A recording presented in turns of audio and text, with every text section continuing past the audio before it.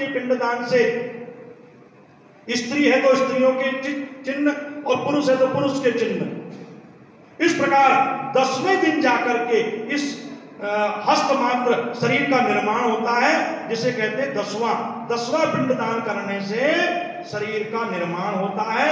10 दिन से कम की जो क्रिया है, माने 3 दिन की क्रिया की, तो 3 दिन की क्रिया में उसके पीठ तक बना गया।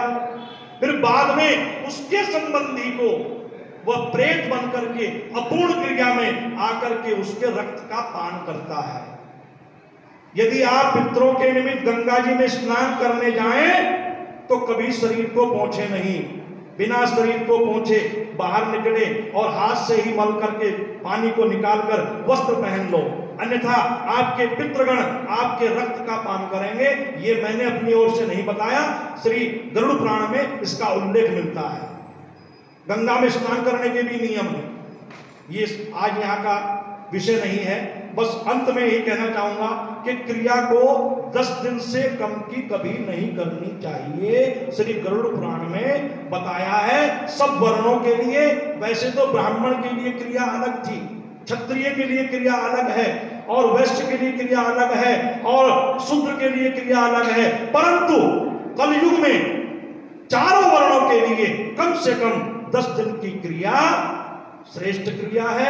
उस क्रिया से मृतक की आत्मा को संतोष होता है। यही श्री गरुड़ पुराण में विशेष रूप से पुत्र का कर्तव्य बताया गया है। 10 दिन से कम की क्रिया में पुत्र के घर का जो जल होता है वो सुरापान के तुल्य होता है। इसलिए 10 दिन क्रिया करने के उपरांत शुद्ध होकर के आगे की पारलौकिक क्रियाओं को करे। क्योंकि प्रेत किसको कहते हैं? प्रेत जो होता है वो कहते हैं, कुछ लोग कहते हैं प्रेत चिपट गया। बच्ची मैंने देखा कि उसके तो प्रेत चिपट रहे थे 3-4। ये बिल्कुल गलत है।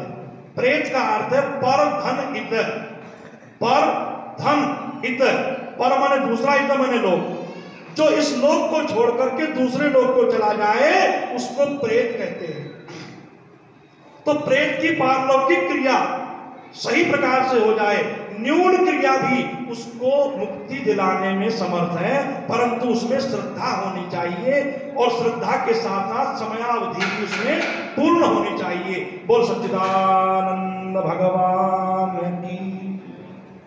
आप